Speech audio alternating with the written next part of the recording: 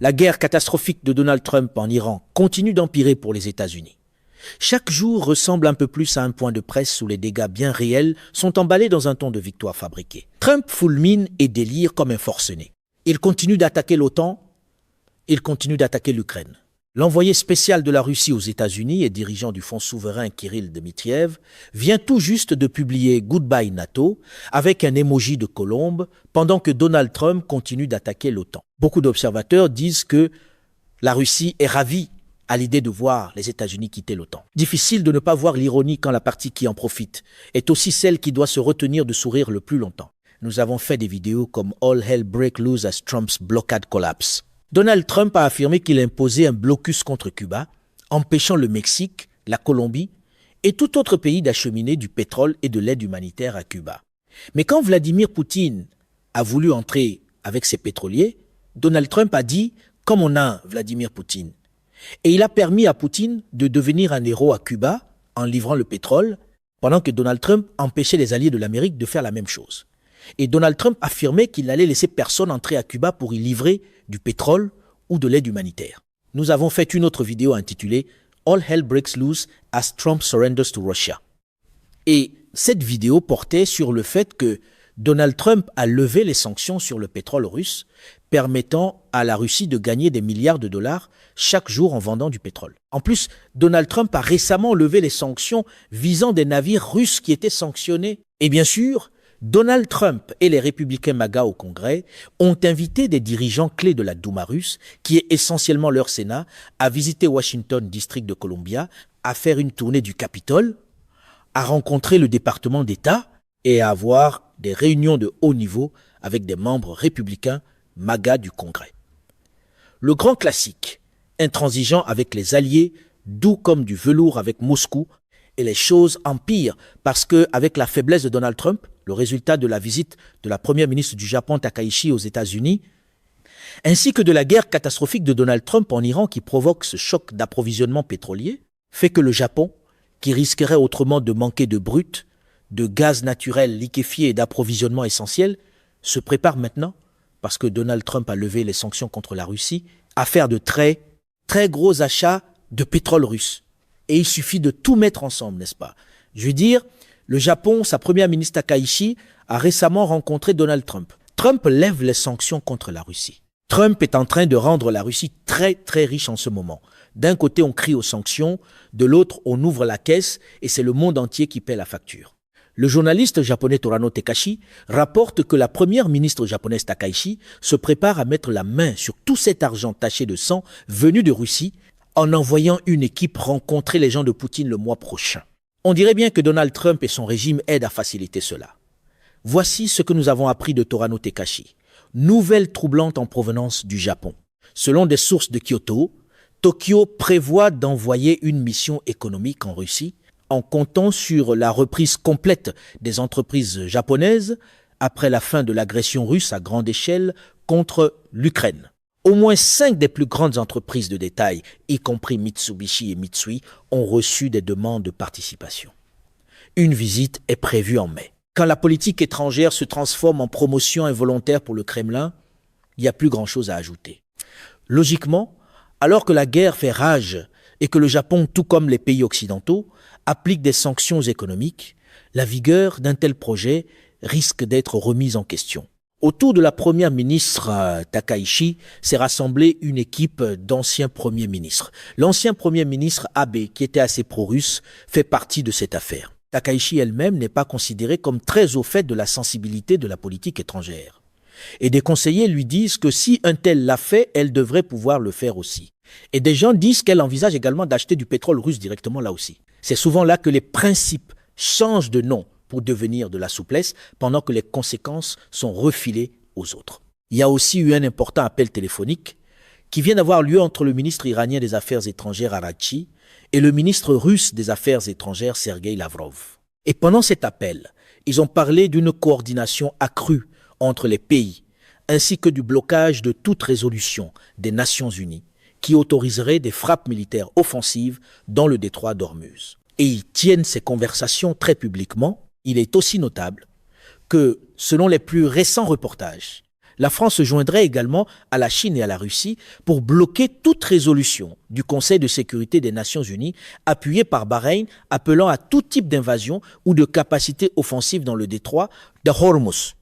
Pendant que d'autres essaient encore d'éteindre l'incendie, le camp pro-Trump agit comme s'il versait de l'essence en appelant ça une stratégie. Je veux dire, le président français Emmanuel Macron, en plus d'avoir refusé à Donald Trump le droit d'utiliser l'espace aérien français ainsi que les bases militaires françaises dans le cadre de cette guerre illégale et catastrophique en Iran, a dit « Écoutez, entrer dans le détroit d'Ormuz serait essentiellement une mission suicide. Il y aurait des pertes massives. La guerre ne finirait jamais. C'est probablement la pire chose qu'on puisse faire en ce moment. » Et tout cela a été causé par Donald Trump qui agit seul, sans sécuriser le détroit d'Ormuz quand la guerre a commencé. C'est à 100% la faute de Donald Trump en ce moment. Il y a des moments où y aller seul pour montrer sa force devient juste une autre façon de dire « personne n'a voulu suivre ». De plus, pour montrer à quel point Donald Trump est un lèche-botte de Poutine, à quel point il est un courtisan servile de Vladimir Poutine, voici l'itinéraire officiel du bureau du vice-président qui s'en vient. JD, Vance se rendra en Hongrie la semaine prochaine pour afficher son soutien à Viktor Orban. C'est la marionnette de Poutine là-bas, en Hongrie, à l'approche de l'élection qui arrive aussi dans les 2 prochaines semaines. Comme l'explique Jay Akiv, envoyé Jay. Et Vance sauver le régime pro-russe de Viktor Orban en Hongrie sera aussi efficace que lorsque Trump a envoyé Vance sauver le parti allemand AfD, soutenu par la Russie, l'an dernier. Et encore une fois, il faut noter que le parti AfD dit vouloir faire sortir toutes les bases militaires américaines d'Allemagne en ce moment même. Le camp pro-Trump semble avoir un talent bien particulier. Dès qu'un endroit sert les intérêts de Poutine, il s'y présente au bon moment pour appeler ça du leadership. Le magazine Foreign Policy affiche le titre suivant « Trump is losing the war in Iran.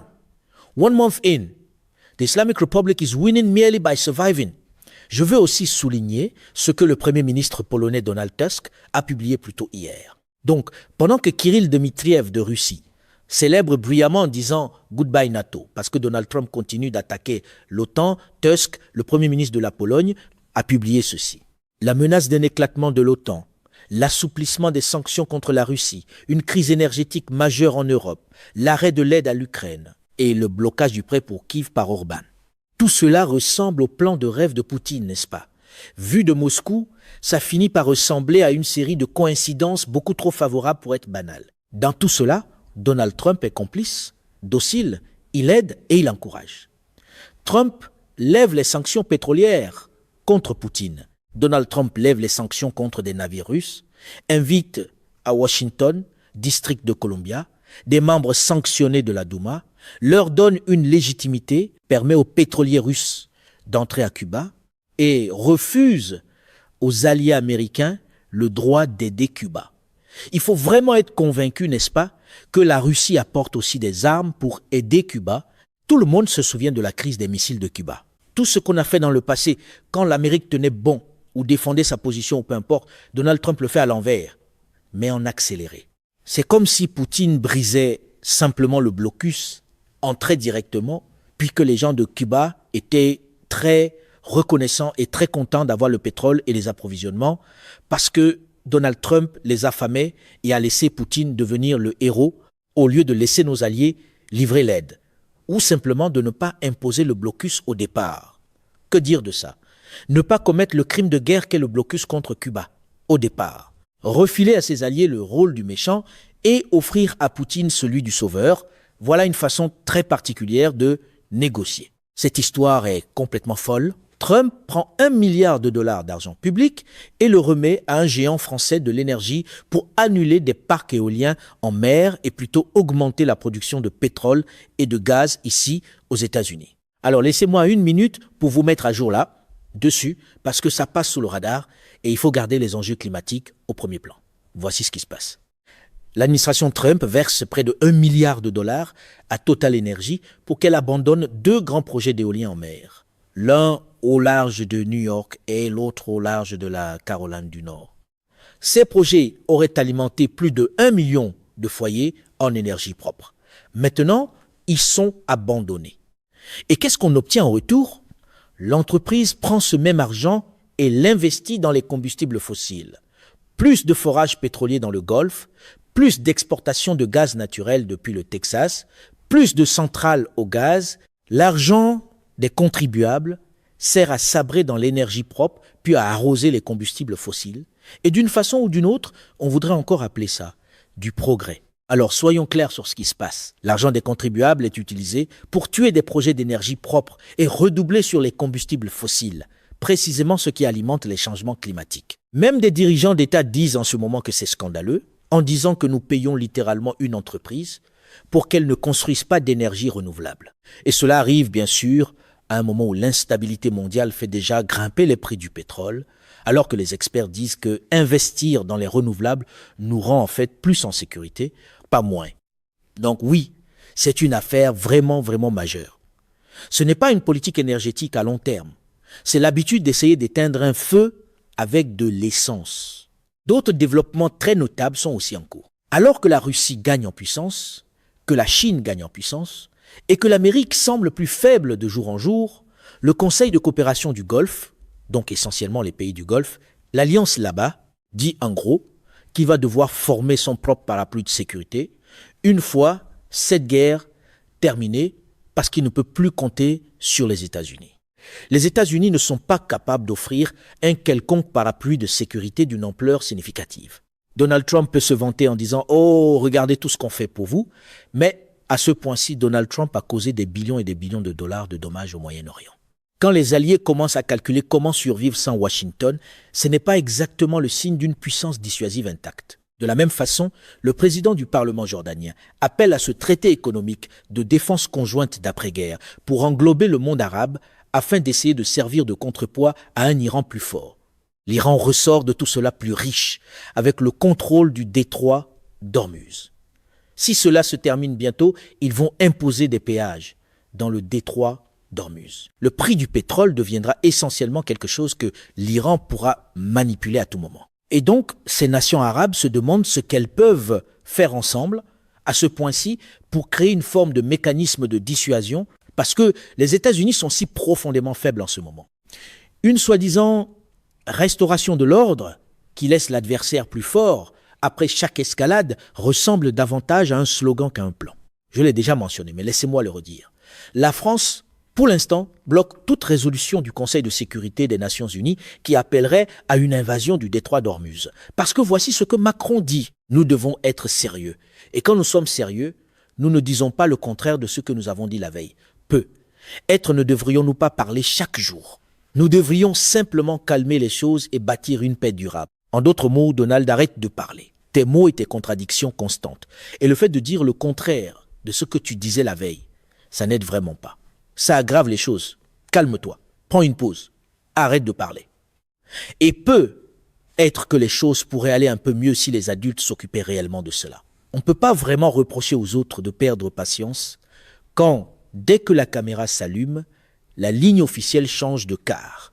Macron a aussi dit ce qui suit à Donald Trump. Voici son message à Trump. Hé Donald, sois sérieux. Quand nous sommes sérieux, nous ne disons pas le contraire de ce que nous avons dit la veille. Il y a 6 mois, tu nous disais, Donald, que tout avait été détruit et réglé. Clairement, ce n'était pas le cas. Sans inspecteurs internationaux pour vérifier les matériaux, la recherche et les sites cachés, ce n'est tout simplement pas sérieux. Tu n'es tout simplement pas sérieux, Donald. Quand il est question du détroit d'Ormuz, écoute, l'ouvrir par la force n'est pas l'option que nous avons choisie en France. Nous estimons que c'est irréaliste. Une opération militaire pour le rouvrir prendrait un temps infini et exposerait les forces à d'immenses risques côtiers et balistiques. Dès le début, nous avons dit qu'il devait être ouvert, mais seulement en coordination avec l'Iran.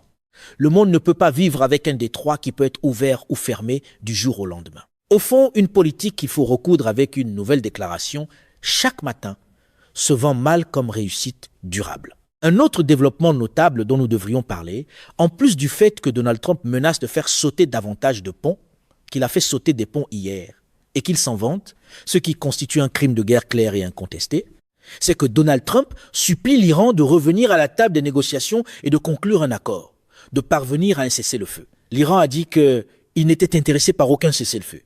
Il a certaines exigences non négociables. Ils veulent des garanties de sécurité complètes selon lesquelles les États-Unis et Israël ne frapperont pas seulement l'Iran, mais aussi les groupes chiites iraniens en Irak, le Hezbollah au Liban, les Houthis au Yémen, les groupes chiites iraniens en Irak, ainsi que des réparations complètes. L'Iran conserve tous ses missiles balistiques, ses drones, ses Shaheds et ses FPV. L'Iran contrôle le détroit d'Ormuz. Et l'Iran obtient des réparations et des excuses. Voilà. En gros, le point de départ des exigences non négociables de l'Iran. Quand on pousse la situation au bord du précipice tout en suppliant l'adversaire de négocier, l'image du maître négociateur commence elle aussi à s'user sérieusement.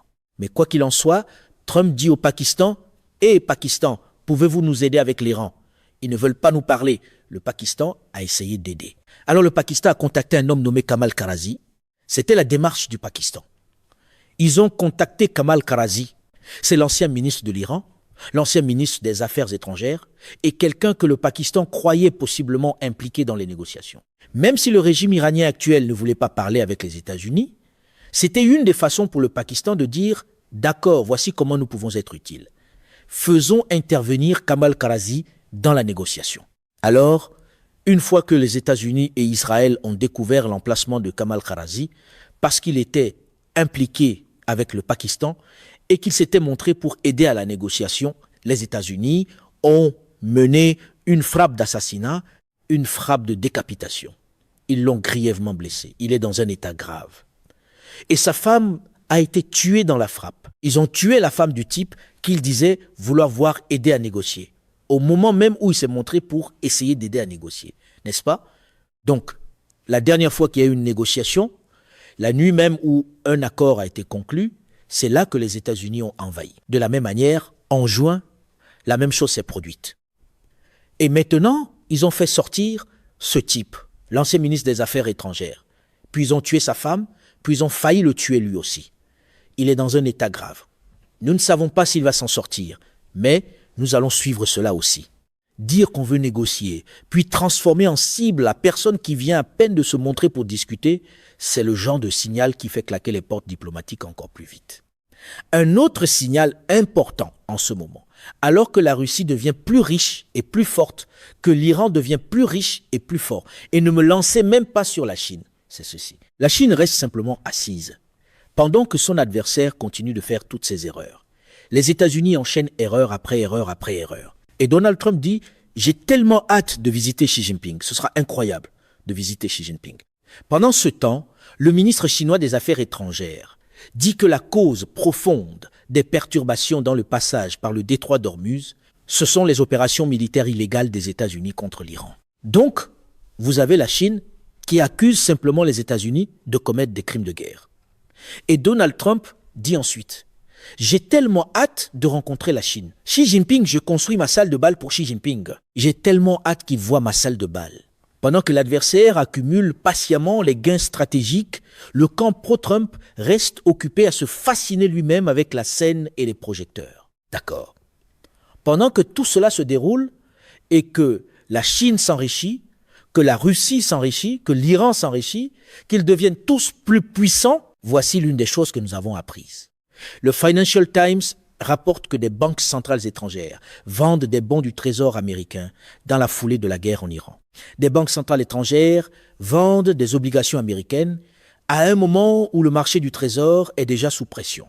Les traders craignant que le conflit au Moyen-Orient fasse grimper l'inflation. Les banques centrales étrangères ont réduit leurs avoirs en bons du Trésor détenus à la Réserve fédérale de New York à leur plus bas niveau depuis 2012, alors que les pays vendent des obligations du gouvernement américain pour soutenir leurs économies et leur monnaie dans le sillage de la guerre en Iran. La valeur des bons du Trésor, détenus sous garde par la Réserve fédérale de New York pour des institutions officielles, un groupe largement composé de banques centrales, mais qui comprend aussi des gouvernements et des institutions internationales, a chuté de 82 milliards depuis le 25 février pour atteindre 2,7 billions selon les données de la Fed. Donc, nous allons vous tenir au courant à chaque étape. C'est ce que nous avons pour le moment. Quand la confiance financière s'évacue plus vite que les paroles rassurantes à la télévision, on comprend que l'histoire dépasse déjà largement une simple victoire médiatique. Mesdames et messieurs, notre émission d'aujourd'hui s'arrête ici. Nous vous invitons à partager votre avis personnel dans la section des commentaires ci-dessous. Perspective politique vous salue et vous donne rendez-vous très bientôt.